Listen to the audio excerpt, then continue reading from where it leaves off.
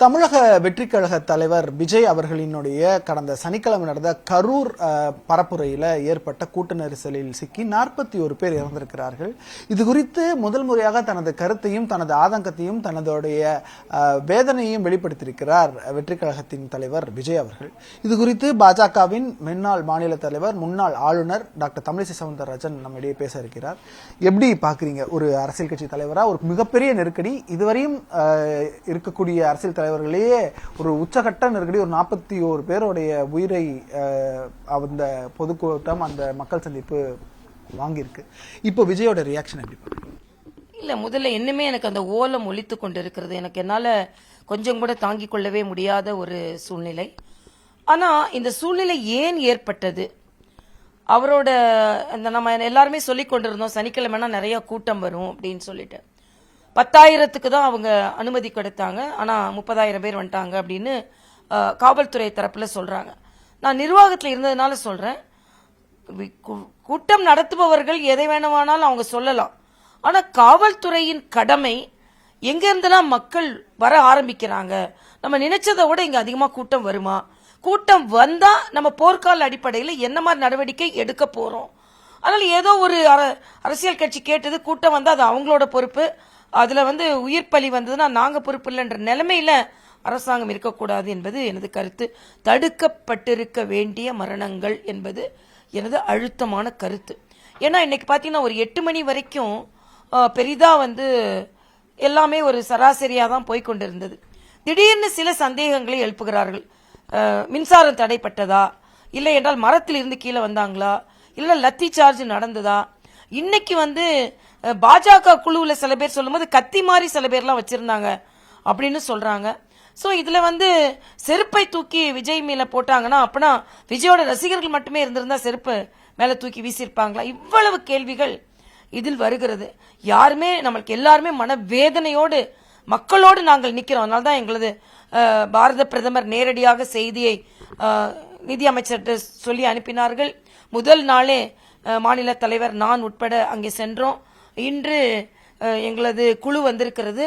ஆக இது எல்லாம் பார்க்கும்போது நாங்கள் மக்களோடு நிற்கிறோம், அதுல எந்தவித சந்தேகமும் இல்லை. ஆனா இது ஒரு காழ்ப்புணர்ச்சியோடு, ஒரு பழிவாங்கு நடவடிக்கையோடு ஒரு எதிர்க்கட்சி ஒரு கூட்டம் கூட்டினால் அதில் நாம் குளிர்காயலாமோ அப்படின்னு ஒரு எண்ணம் அரசாங்கத்திற்கு வந்துவிடக்கூடாது என்பது கவலையாக இருக்கிறது.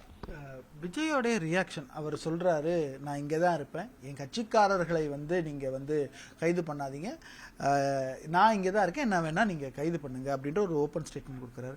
மிக முக்கியமாக ஒன்று சொல்றாரு, என்னுடைய மனமெல்லாம் நிறைஞ்சிருக்கு, நான் அங்க போனாக்க அதுல எதுவும் பிரச்சனை வந்துருமோன்ற பயத்தால தான் நான் அங்க போகாம மீண்டும் திரும்பி வந்திருக்கேன்றது சொல்றேன். எப்படி பாக்குறது அவருடைய அந்த 5 நிமிட வீடியோவை எப்படி பாக்குறீங்க? இல்ல, நமக்கு எப்பவுமே வீடியோல தான் தலைவர்கள் தோன்ற வேண்டும் என்பதில் அவ்வளவு ஒப்புதல் கிடையாது.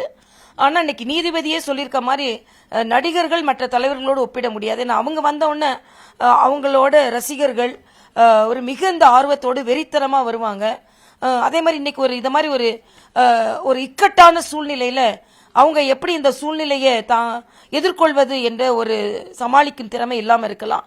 ஆனா இன்று காலையிலிருந்து அவர்கள் தொண்டர்கள் கைது செய்யப்படுவது, அவர்கள் மாவட்ட தலைவர்கள் கைது செய்யப்படுவது, அவர்கள் சோசியல் மீடியா இன்சார்ஜ் கைது செய்யப்படுவது, இதெல்லாம் பார்க்கும்போது அவங்க தொண்டர்கள் தங்களது நம்பிக்கை இழந்துவிடக் கூடாது என்பதற்காக அவர் இந்த வீடியோவை வெளியிட்டு இருக்கலாம். அது மட்டும் இல்ல, ஒரு அரசியல் கட்சி தலைவர் என்றபோது அவர்கள் தொண்டருக்கு மாரல் சப்போர்ட்டா இருக்க வேண்டியது. அதே மாதிரி இதுல பல காரணங்கள் இருக்கு, ஏன் கரூர்ல இது நடந்தது அப்படின்ற அவர் ஒரு சந்தேகத்தை எழுப்புறாரு.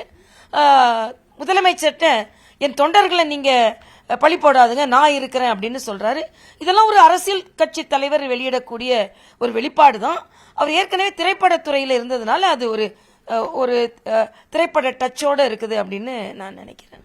இன்னைக்கு அரசு துறை செயலாளர்கள், டிஜிபி, ஏடிஜிபி உட்பட எல்லாரும் சேர்ந்து ஒரு செய்தியாளர் சந்திப்பையும் பார்க்க முடிஞ்சது.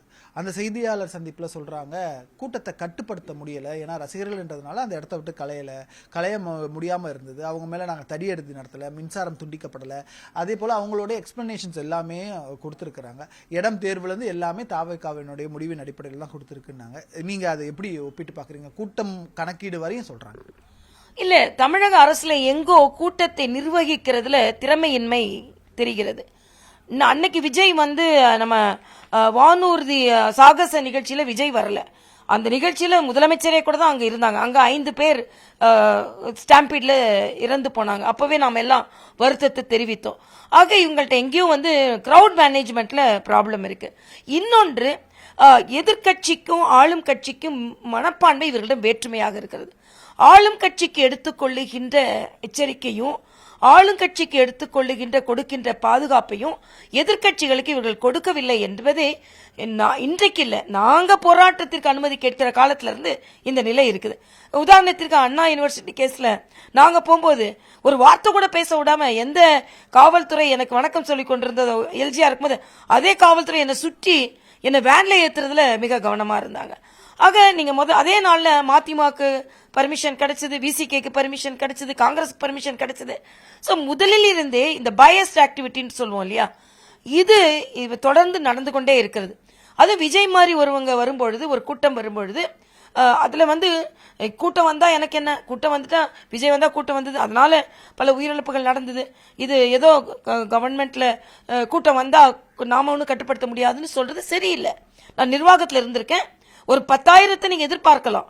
திடீர்னு வேற இடத்துல இருந்து கூட்டம் அதிகமா வர வர வர உடனே போர்க்கால அடிப்படையில உடனே அரசாங்க நடவடிக்கை எல்லாம் உடனே மாறிடணும், உடனே மக்கள் பாதுகாப்புக்கு போயிடணும். அப்படி இல்லாம எங்களால முடியலன்னு சொல்றதே கையாலாகத்தனும். ஆக அரசாங்கம் நடக்கும்போது எல்லாமே சரியா நடந்து கொண்டு இருக்கிறது, எதிர்கட்சிகள் நடக்கும்போது எல்லாமே பிரச்சனை. உதாரணத்துக்கு RSSக்கு ஒரு நிகழ்ச்சி நடக்கும்போது அதுக்கு அனுமதி தரல, ஏன்னா அவங்க ரொம்ப வந்து டிசிப்ளின்டு ஒரு கேடர், அதுக்கும் கோர்ட்ல போய் தான் அனுமதி வாங்க வேண்டி வருகிறது. ஆக அடிப்படை தன்மையை தமிழக அரசு மாற்றணும்னு நினைக்கிறேன். தன் கட்சிக்கு தன் கூட்டணி கட்சிகளுக்கு ஒரு நிலைமை என்றும் எதிர்கட்சிகளுக்கு ஒரு நிலைமை என்று வரும்பொழுது விஜய் மாதிரி அதிக கூட்டம் வருவதற்கு இன்னும் அதிக நடவடிக்கைகள் நீங்க எடுக்க வேண்டுமே தவிர எல்லா பழியும் அவங்க மேல போடுறது சரியில்லைன்றது எனது கருத்து. ரொம்ப நன்றி. மிக முக்கியமான ஒரு பதிவை இன்னைக்கு விஜய் கொடுத்திருக்கிறார். அதற்கு பல்வேறு தரப்பட்ட அரசியல் கட்சி தலைவர்கள் அவர்களுடைய எதிர்வினை ஆற்றிருக்கிறார்கள். எல்லோரும் கேட்பது இதில் என்ன நடந்தது என்று. அது விசாரணை பல்வேறு கட்ட கோணங்களில் நடந்துட்டு வருது. நீதிமன்றம், காவல்துறை, தனி நீதிபதி என, ஓய்வு பெற்ற நீதிபதி என பல முகங்களில் விசாரணை நடந்து வருகிறது. உண்மை என்ன நடந்தது என்பதை பொறுத்திருந்துதான் பார்க்க வேண்டும். ஒளிப்பதிவாளர் வீராவுடன் நியூஸ் 18 தமிழ்நாடு செய்திகளுக்காக சுபாஷ் பிரபு.